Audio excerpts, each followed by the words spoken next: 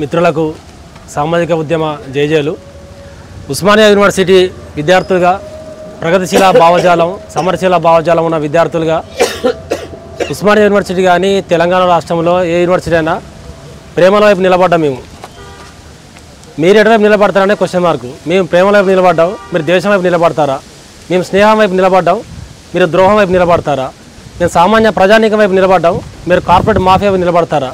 మేము మనిషిని మనిషిగా గుర్తించే సంబంధం వైపు కావాలని కోరుకుంటున్నాం.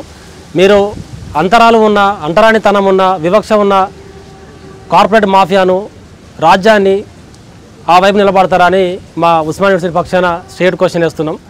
ఈ దేశంలో జరిగిన ప్రతి ఒక్క కుట్రల వెనుక మావోయిస్ట్ పార్టీ కానీ, నక్సలైట్లు కానీ, ప్రజా సంఘాలు కానీ, విద్యార్థి సంఘాలు కానీ లేవు. అదే 2002 గుజరాత్ హోమ్ మినిస్టర్గా ఉన్న హరిన్ పాండ్యాను మర్డర్ చేసింది మావోయిస్ట్ పార్టీ కాదు. అదే గోద్రాలను 2002లో సృష్టించింది మావోయిస్ట్ పార్టీ కాదు, నక్సలైట్లు కాదు. ఇప్పటికి ఈరోజు అదే ఢిల్లీ సెంట్రల్ జైల్లో ఉన్న ఐపీఎస్ సంజీవ్ భట్ వాంగ్మూలం తీసుకుంటే సాక్షాత్తు సుప్రీంకోర్టుకి చెప్పింది. సుప్రీంకోర్టు చెప్పిండు ఆయన అఫిడవిట్లో మొత్తం. ఆయన మీద సిబిఐ ఎంక్వైరీ చేస్తే ఈరోజు కమిషనర్ ఆఫ్ గుజరాత్ ఉండాల్సిన క్యాండిడేట్ ఆయన. అతన్ని ముందు పెట్టుకొని Gujarat home minister and Gujarat సీఎంగా ఉన్న మోడీ అండ్ అమిత్ షా వాళ్ళకి ఆ ప్రాంతంలో, ఆ రాష్ట్రంలో 2 పేర్లు ఉంటాయి, తెల్లగడ్డము, నల్లగడ్డం అని. ఈ తెల్లగడ్డము, నల్లగడ్డం అని 2 వ్యక్తులు గోద్రాల కంటే ముందు ఐపీఎస్ కట్టను పిలిపించుకొని మీరు ఏమేం చేయాలి, ఏమేం చేయొద్దని చాలా క్లియర్గా ఇన్స్ట్రక్షన్ ఇచ్చిన వ్యక్తులు వీళ్ళు.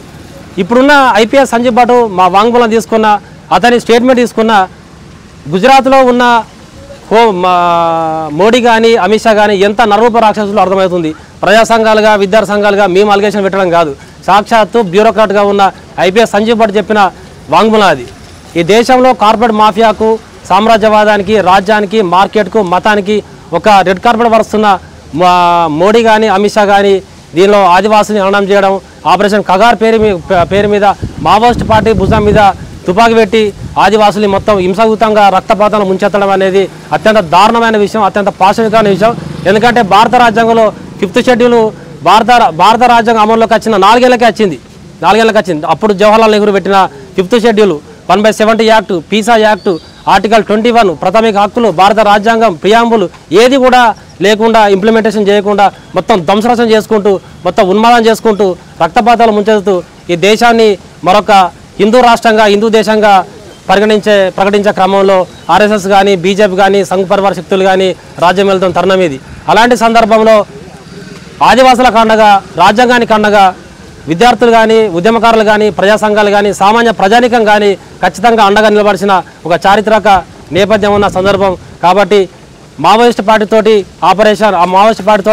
చర్చలు జరిపే క్రమంలో ఆపరేషన్ కగార్ను అన్కండిషనల్గా బ్రేక్ చేస్తూ ఆదివాసులను సేవ్ చేసే విధంగా ప్రజా సంఘాలు కలిసి రావాలని కోరుకుంటూ జై భీమ్.